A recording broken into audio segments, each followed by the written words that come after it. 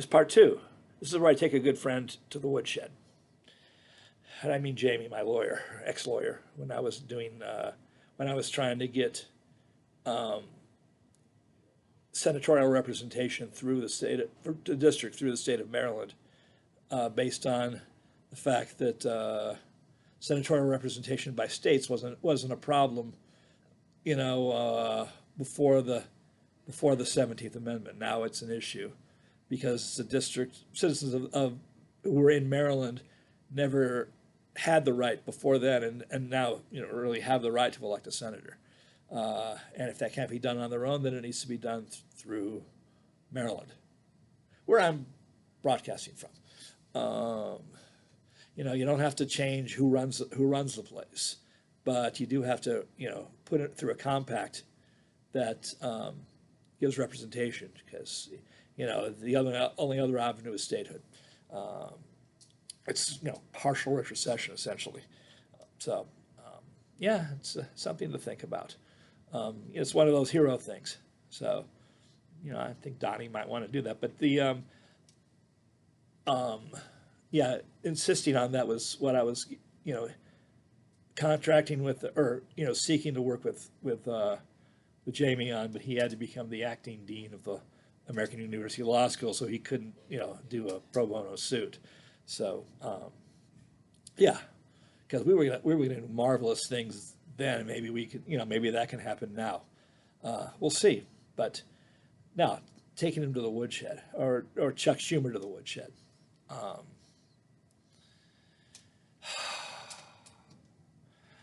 There were the issue that they could have gotten Trump on in both impeachments was Russia, was Putin.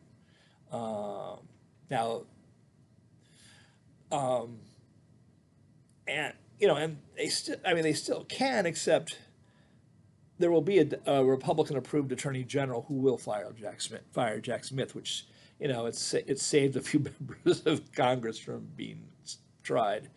There will the people who the foot soldiers of the insurrection will be pardoned. Yeah, that's not even a question anymore. And Trump is stand accused of paperwork violations, and not even him doing it, but him going along with the plan, or his people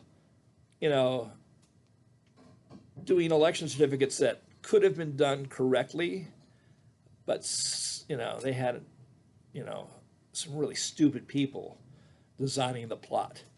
If instead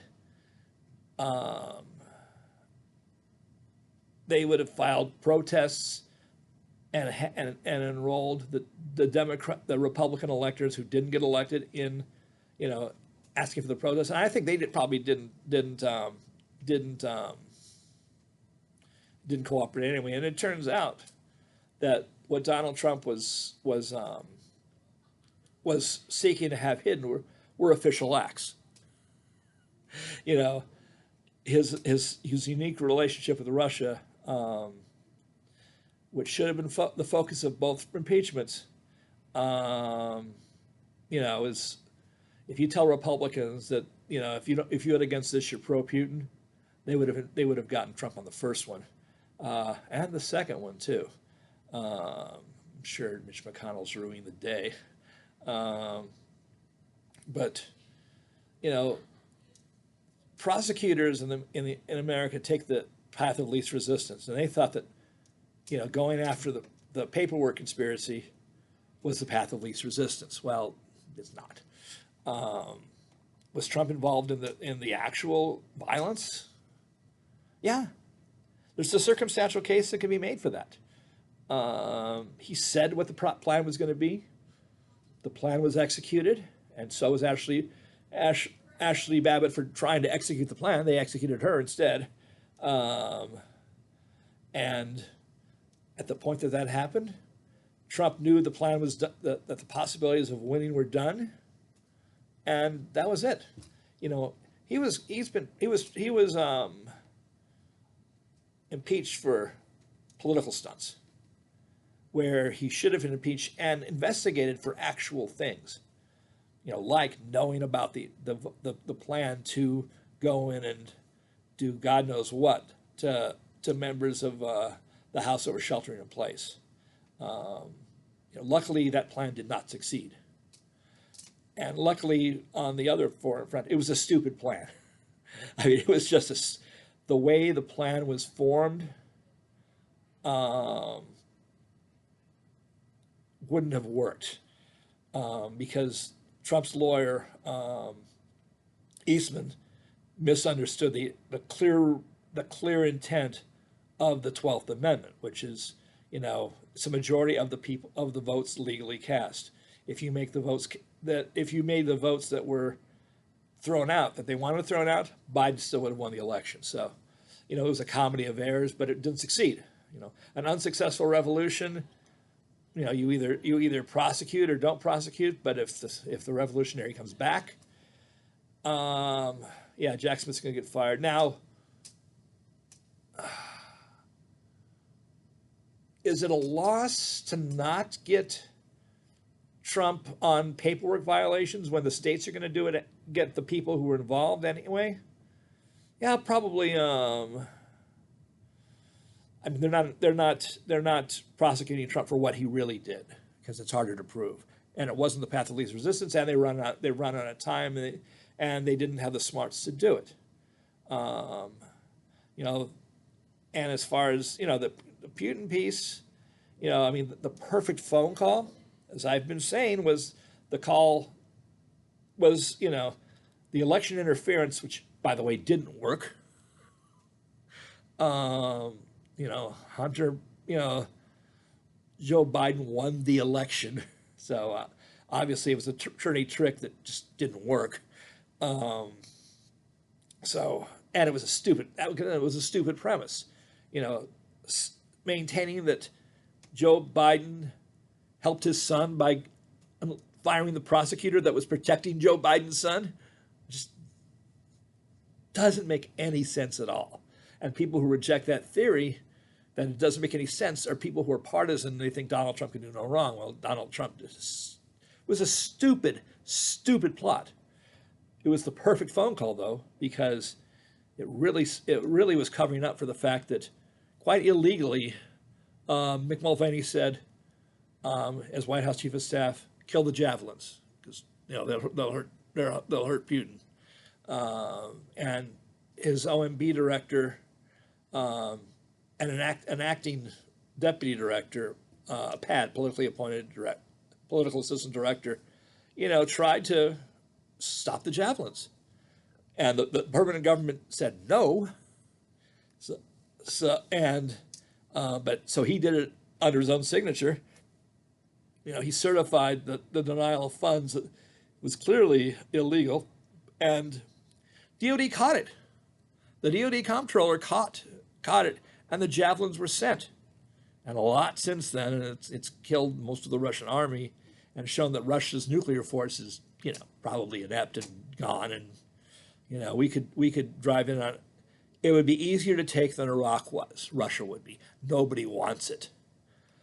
But the issue, of course, was that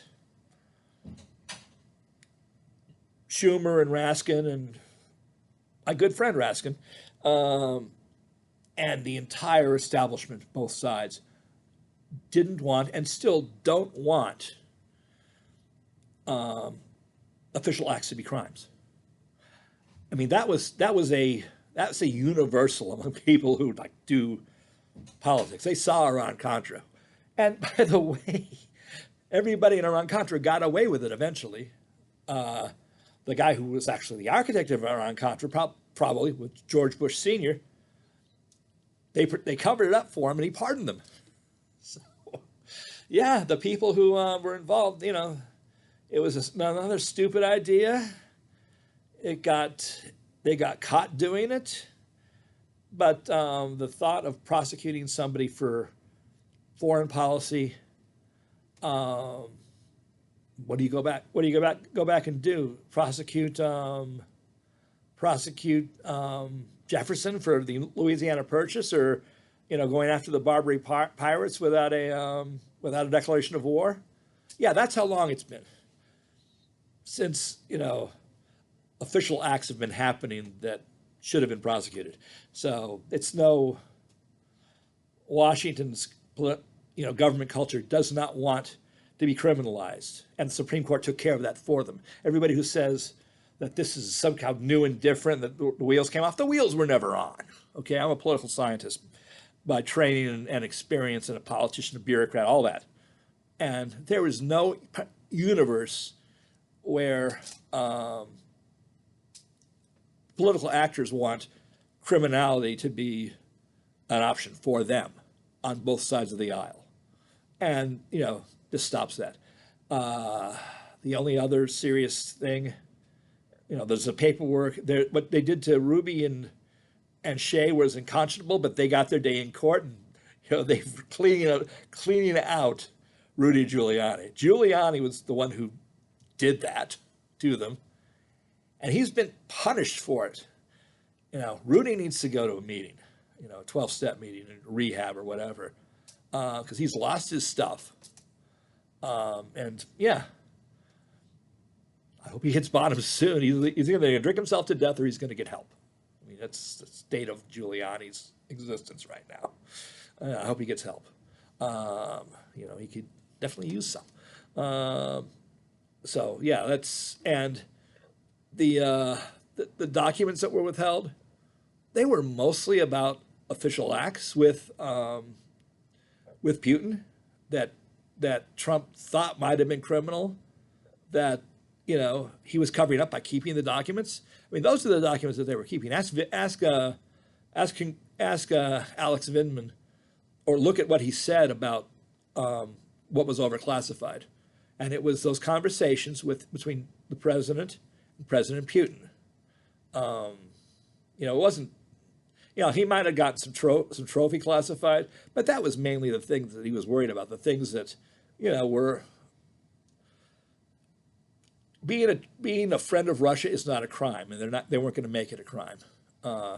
He could have been impeached and removed for it politically, but they were unwilling to do that. Jamie could have said, "Let's do this and only this. Let's talk about the javelins and only the javelins. Not even touch the question of election interference," which is another word for dirty tricks. Yeah. I've been in politics for a lot of my life, and yeah, I've done dirty tricks, and I've seen dirty tricks, and I've seen, good politics where you've done something that nobody knows you're doing, and it works. Like, in the mayor's race in 1994, Marion Barry quietly went to Ward 4 neighborhoods and convinced them to give him another chance, and they did. That's why he got the mayoralty back. Donald Trump went after voters that nobody thought was going to vote. They voted. He won, fair and square.